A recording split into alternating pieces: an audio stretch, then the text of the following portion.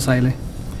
Today we have a special segment on Eritrea, and we are honored and privileged to interview 4 highly distinguished personalities, and we are transmitting this show live from Menahaha Academy online on tempoafrictv.com from Minneapolis, Minnesota. After the interview, please stay tuned to our main program for the day, which is the seminar that will begin at 2 p.m., maybe a little late, I would say about 3 p.m., under the theme of dialogue and the prospect for peaceful change in Eritrea. Again, you can be able to view the entire seminar live on tempoafrictv.com. Welcome, guests. Just to introduce our guest as a beginning, we have Dr. Angesom right in front of me, Angesom Asbaha, and he'll be talking about pluralism, politics of power and priorities, building trust, and the challenge of shaping a peaceful transition in Eritrea. And next to him, we have Dr. Assefa Takesta, and his topic of discussion is realistic evaluation and concrete analysis on the government of Eritrea and its administration, and also on coalition building and drafting of the unifying functional document or charter, the possibility. And last but not least, we have Dr. Daniel McConnell, and he will talk about the case for crimes against humanity in Eritrea, a report from COIE, Commission of Inquiry on Eritrea, and diaspora activism and way forward. Thank you guys for coming here. And I'll start with Dr. Daniel. I may even quote some of the introduction on the inquiry. The Commission of Inquiry undertook its investigation in accordance with Human Rights Council Resolution 2624. The Commission found that systematic, widespread, gross human rights violations have been and are being committed in Eritrea under the authority of the government. Some of these violations may constitute crimes against humanity. And the question is, what are these violations and Commission of Inquiry is talking about? If you don't mind, a follow-up question will be, what role did the diaspora community play to bring the Eritrean agenda to the forefront? Thank you, Petros, for inviting us to this panel discussion, I would say. And thank you for all colleagues in Minneapolis for organizing this event. Thank you. I'll start with your first question, which is the issue of crimes against humanity as addressed by the United Nations Commission of Inquiry on Eritrea. First of all, I would say this is the first time that the international community is investigating the issue of human rights violations in Eritrea with such a heightened interest and with a mandate, with a commission specifically mandated to investigate the situation of crimes against humanity in Eritrea. And as we have already read from the report of the Commission, the Commission of Inquiry has reported that some of the violations that are currently taking place in Eritrea may constitute crimes against humanity, and this also means that this is the first time when an internationally mandated Commission of Inquiry is explicitly using the term crimes against humanity in the Eritrean context. And some of the examples given by the Commission of Inquiry include, and may not be limited to the following examples I mentioned: extrajudicial executions, torture, ill treatment, including sexual violence and abuse, most of which takes place in the context of military service, and the prolonged practice of national service, which has now degenerated into some sort of forced labor, by which reason it has become an issue which may amount to crimes against humanity. So these are some of the examples as can be seen from the report of the Commission of Inquiry. and this is a major reason for concern, in that crimes against humanity are, for example, it's one of the three most serious crimes that fall under the jurisdiction of the International Criminal Court, which is based in The Hague. So when the Eritrean government is implicated of such crimes, we are really talking about crimes which are very serious by nature, about which the international community has to do something. The second question was about the role that has been played by Eritrean diaspora communities, grassroots movements, and etc. in the establishment of the commission, and I would also add maybe in the collection of testimonies by the commission itself. I think if we look back into the history of how this commission was established, probably we need also to mention the fact that the commission was actually preceded by the appointment of the special rapporteur, which happened in July 2012. Okay. So it's just 2 years after that the commission was established in 2004. So before the establishment of the commission, there was already a special rapporteur who has done excellent job in terms of documenting the situation of human rights in Eritrea. It's based on the work of the special rapporteur, Ms. Sheila Kitterot, Okay. that the Human Rights Council in Geneva has decided in June 2014 to establish this commission of inquiry, which has 3 members. Okay. So starting from the establishment or the appointment of the special rapporteur up to the establishment of the commission of inquiry, Eritrean human rights activists have lobbied continuously in Geneva and in other places towards the establishment of this commission. And I can mention an example here, Human Rights Concern Eritrea, led by Elizabeth Jerome, Okay. who has done really excellent work and contribution in this regard. Of course, there are also many other Eritrean human rights activists who have played roles in different stages of the establishment of the commission, before and after. If we, for example, if we mention examples from the experience related to the collection of testimonies, a number of organizations and individuals have contributed in that regard, but something I know personally, closely, is the collection of testimonies that was done by a certain task force of Eritreans that has submitted about 80 written testimonies to the Commission of Inquiry. So this is in addition to many other testimonies and submissions that has been done by a number of Eritrean organizations and friends of Eritrea, of course. So we can say there is a very active involvement of our diaspora communities, and we would like to see this continuing in its current form, but also in a much more reinvigorated manner. We may need to bring our resources, to bring together our resources so that we can have better and better results in this regard. We now know the Commission of Inquiry has an extended mandate for 1 year, up to June 2016, and we expect the next 12 to 18 months to be very decisive for the process, for the issue of human rights violations in Eritrea. So this is, I think, in a nutshell, what can be said about the process. If there are any other issues, I can come back to them later. Yeah, maybe let me do a follow-up a little, then I'll go to Dr. Asafo. Okay. Roughly about 500 Eritreans were interviewed on this particular, and what was the difficulty from doing the investigation inside Eritrea? Yes, maybe if I would like to clarify the point. 550 Eritreans were interviewed. Interviewed, okay. And I think 160 also submitted written submissions or testimonies to the Commission.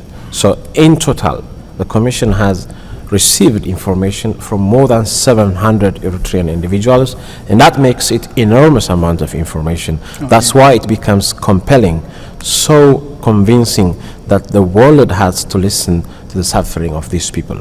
The reason why the Commission did not go to Eritrea is very clear. The Eritrean government did not provide permission. Okay. So in such kind of situations, actually, it's not only the Commission, the Commission of Inquiry on Eritrea, that that is pursuing this avenue, but previous other commissioners, for example, the Commission of Inquiry on North Korea, has followed the same methodology. When you are not able to go to a specific country, you have to look for other alternative mechanisms, which is interviewing victims and relatives of victims who are outside of the country, and they have done this in the case of Eritrea as well, simply because the Eritrean government has not given them permission to enter Eritrea. All right. Thank you, Dr. Daniel. Then I'll go to Dr. Asafau before I come to the questions, or let me read this statement from the Guardian editorial sometimes last June regarding the migration issue. European Union in recent months decided on a new development aid package to Eritrea, worth over £300 million. The argument is that financial support will help to stem the flow of asylum seekers pouring out of the country. And it's twisted assertion that Eritreans are migrating for predominantly economic reasons, not political ones. According to the editorial, Europe is not only compromising its own values by turning a blind eye to tyranny, it is rewarding a regime with aid instead of thinking strategically. And the question is, what is thinking strategically means to European Union on migration issue, and what should be the position of justice-seeking Eritreans on this particular concern? Thank you, Pedro. Yeah, you're right. I mean, these days it's not only Europe, but overall the West are saying that stability is more important than democracy. Now, this is not a new phenomenon. Even in the past, I mean, the West had really very comfortable relationship with dictators. Now, when they talk about stability, stability has two features. One is external stability. The second is internal stability. And in any regime that's run by a dictator, definitely there is external stability. But it's also true that there is internal instability. Now, to give an example, for example, what happened in Egypt or Tunisia or Libya, where we had dictators, there was stability. But at one point, the internal stability imploded, and we have seen what the outcome is. One has to remember that, September 11, the ones who did that came from Saudi Arabia, which is a stable government, but a stable government externally. So what they seem to forget is that if we assume that there is stability in Eritrea now, what they have not seen is that internally the country is boiling and it will implode. And things will be worse. In fact, there will be more refugees than what we have now. So the refugee issue, they think that one way of solving it is to have good relationship with this government, or create what they call a sort of dialogue with this government. We are not against dialogue, right? In fact, we do support dialogue. Engagement is a good approach, but it should not be at the expense of the Eritrean people. At least there should be certain political preconditions if they are going to engage or give aid. Preconditions, at least, that deal with human rights and governance. So, in fact, now the European Union is not. They don't have the same position regarding this aid that has been proposed. Some are saying that there should be a certain precondition for the system to get this aid, and I think that voice is winning now compared to the other. It's not going to go far, but we do support it. I mean, if they want to engage with the current regime, let them engage, but then it should have preconditions. It should not be at the cost of the Eritrean people. Denial of the current system and its consequence will damage not only the Eritrean people, but the region, and it's even affecting the entire globe now.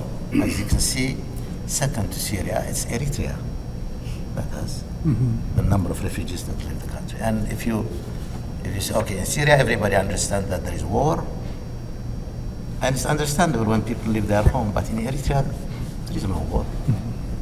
So why are so many people leaving the country? That's a question that has to be addressed in order to solve the root cause of this migration. Unless we solve that, any other solution is palliative. It will not have a permanent effect. Aid is not going to solve it. So we have to address that root cause of the problem. And the root cause is poor governance, dictatorship, and the lack of human rights in Eritrea. That has to be resolved. Okay. May I add? Sure. I think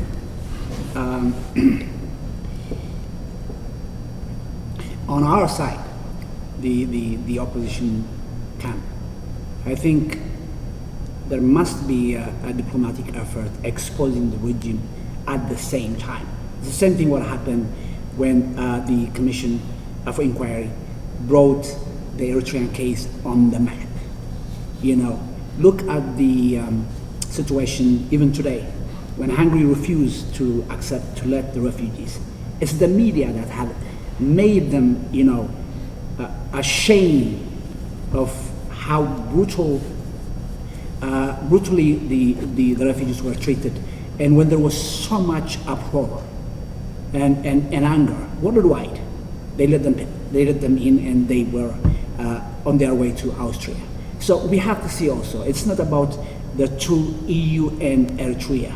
The opposition camp also has to come in and play their role. You cannot just leave it to some, but make them see this is not something that what Dr. Asafau said, you leave it to only to a certain degree, the two sides. The opposition have to make their efforts also. This is beyond aid. Oh, perfect. Maybe you can answer this as well. My second question for Dr. Asafau was, how ripe is the situation inside Eritrea to bring about change? And if the assumption is that the PFDJ, which is Popular Front for Democracy and Justice, the ruling party, PFDJ system is hanging by shoestring, how ready is the opposition to take on the challenge? This is not from European perspective, but from inside as well as outside. Well, yeah, as you have said, I think it's right to say that the system is falling apart. It's undoing itself. Now, that has created a certain situation where the opposition, both inside and outside, have to rethink their strategy. Because now it's a matter of survival as a nation. How can we survive? So we have learned a lot of lessons from this dictatorship. One of the main lessons we have learned is that a one-man system cannot work. This is the outcome of a one-man system, which means that we should have a participatory government in the future.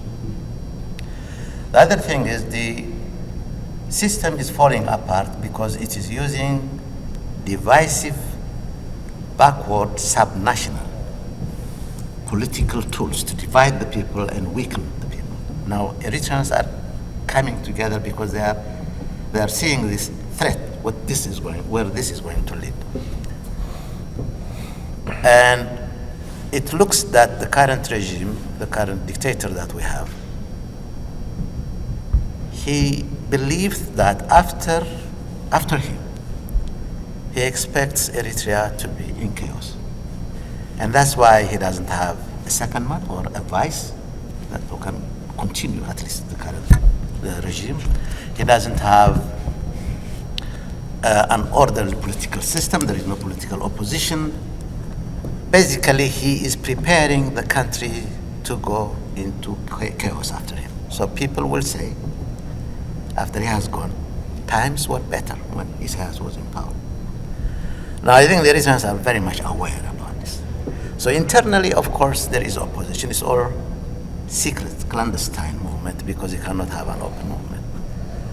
But there are signs that they are getting together. They are trying to get connected, because now they have a common cause, getting rid of the system and replacing it by an Eritrean system, by rule of law and constitutional government. So there is that kind. Even outside, I think the outcome that we had in Geneva, where Daniel played a major role, is a sort of a collective outcome of cumulative effort of all Eritreans. And we have reached that stage. We demonstrated that we stand together now for one cause as opposition. Now that is taking roots. And I think a bad system it teaches you a lot of lessons. And I think we have gained a lot of experience, and the outcome will be not what he expected it to be. Okay. Yeah. Thank you, Dr. Asafa. Dr. Angesom, I have a twofold question as well. Is peaceful transition attainable given the nature of the Eritrean regime? Is one of them. The second one, what should be the guiding principles of Eritrea to resume our diplomatic relation with the neighboring countries? Should there be some sort of precondition, particularly with Ethiopia? Also, Dr. Asafa mentioned it a little bit, but if you don't mind elaborating on that. Let me start with the first question. Is peaceful means of resistance attainable? Yes, it's attainable. We are not the only one, but the first one to try it. Other countries in Africa have done it many times. In fact, sometimes it's so powerful that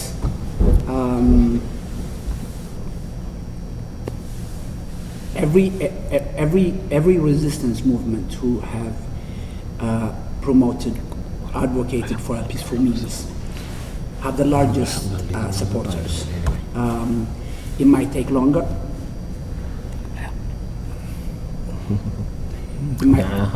Yeah, it's okay. Maybe you can put the microphone a little further from you. Further from me? Yeah. All right, thank you.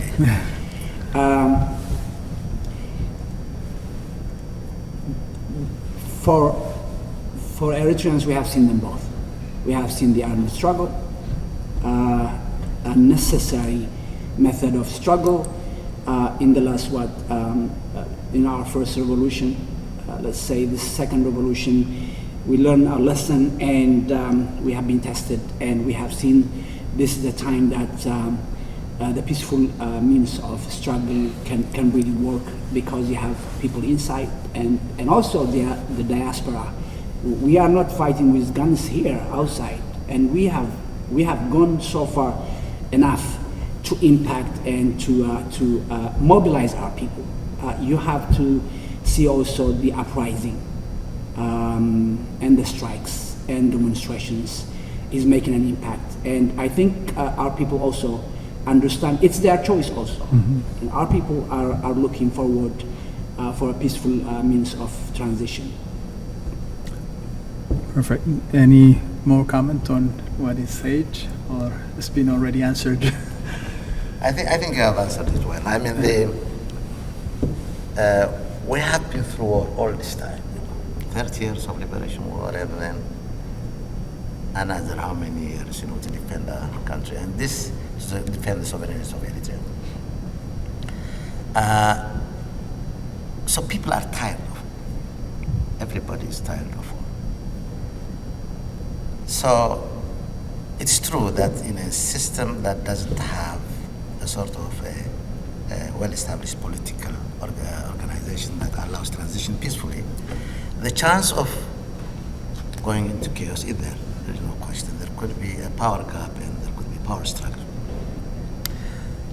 But the awareness that has been created internally as well as externally, what we are doing outside, demonstrates that as people, we are prepared to make the necessary concessions to get together and have this peaceful transition without any excess, hopefully. There is no guarantee. But I think all of us dream of this. And I think in the end, if we continue what we are doing today, it will be attainable. We have paid so much price, and our people, we can't take them back to give their sons and daughters again in a long, this. Sometimes when we think of peace, doesn't necessarily negotiations only. It's also the idea that people can make the change on their own without bloodshed. The power of the people is much more bigger than the guns they will carry. And that is also the message that we see now every day, that you can change a regime without paying a price, huge price. Okay. In fact, you answered the next question. I was going to say, what's the future of Eritrea? If you can say in a few words, because I know you guys have a seminar, following this interview. The future, when we speak about the future of Eritrea, it's under the assumption that there is going to be regime change, a democratic government in Eritrea in the future. Mm-hmm. So what I see now is that we are ready, we are tested, and we learn so much from each other and from our past experience. Politically, this is probably the best time where Eritreans can feel they have been equipped and focused in what they need to do in the future. They learn so much that we can't make mistakes again. Socially, highly educated, young, vibrant, Eritreans are engaged in the future of their country. Internationally, we know how to now deal with all countries. It's like as if we have a government in exile being prepared to take over in the future. I'm very, very optimistic. Okay, Dr. Safa, you want to add to it, or you've said it already? I think it's been said already. I think, the future is bright. It's true that the current political system is discouraging, and many people might say that this is going to lead to some kind of disorder. Mm-hmm. But no, I think Zgodom made a very good point. We have learned, we are wiser. We know now our common enemy. We are able to strategize our movement, and I think this will pay in the long run. And this kind of political maturity is not only external, but internally also. There is such kind of movement where people are getting together to strategize their movement. And this will lead to a future peaceful and hopeful Eritrea as it was in the past. I think one of the major advantages we had after the independence was the political capital that we had, where every Eritrean was ready to do something for the country. That kind of spirit is coming back. So at the end, we'll come with that political capital, and Eritrea will have the dream that we all had. Look at the generation here. Yeah. We were in the revolution, and he was born during the revolution. A young who is taking charge of very, very different and very important task. It means that we are ready in transition. The young is getting prepared to take over, and we are ready to assist them and working with them. That in itself is an indication how ready we are. How things have changed. Yeah. Thank you. Last question to Dr. Daniel. Earlier you were saying the Commission's inquiry extended for 1 more year. What kind of activities are we expecting from this additional year given? Basically, it's just one question that needs to be answered by the Commission. So, and that is the Commission has to come with a definitive finding on the issue of crimes against humanity. What the Commission has already said in the report is some violations may constitute crimes against humanity. So the very term may, which sends some certain degree of uncertainty, is reflected in the very term, very word of may. So that should be removed from the report. Literally speaking, that's the job which is remained. But of course, if they see any other work that has to be done, they will do that. But at least according to the resolution of the Human Rights Council, that was adopted in July 2015, the mandate has been given to the Commission specifically to come up with a definitive conclusion on the issue of crimes against humanity, because that's what the Commission previously said in its report. Okay. They said we were not given explicit mandate on this issue. Now the Human Rights Council has given them the mandate. We would expect next year by this time a definitive report by the Commission, and in the meantime we all need to work together, as my colleagues were saying before, and as the adage says it, united we win, divided we fall. So it's time, more than any time before, that we work together. We need to rethink our strategies. We need to work together more than any other time. And at the end, we are very sure that we will win, because we are on the right side of history. It's true. Thank you. One small question before I conclude, though. This mandate for 1 year is given. You think the government of Eritrea will have a change of heart, inviting the fact-finding group inside Eritrea? I mean, if we look into the track record of the Eritrean government, I wouldn't expect them to do that. Okay. They will never do that. If they do it, then well and good. And the Commission, I hope, will accept the invitation gladly. But the point is, seen from the point of view of the Eritrean government, doing so is suicidal. They will never do that. But it doesn't matter whether the government allows them to enter the country or not. The Commission will continue its work, and I'm sure in the next 12 to 18 months, my hope and my expectation is that the Commission will come with a very positive, definitive conclusion on the issue of crimes against humanity. Thank you, Dr. Daniel. Thank you, Dr. Assefa. Thank you. Thank you, Dr. Angesom. On this note, we conclude our special segment for the day on Eritrea, and I would like to thank our guests for granting us this opportunity in depth analysis and discussion. Until we meet next week with another segment of Beyond the Headlines, have a nice week. Thank you. Thank you, Petros. Thank you.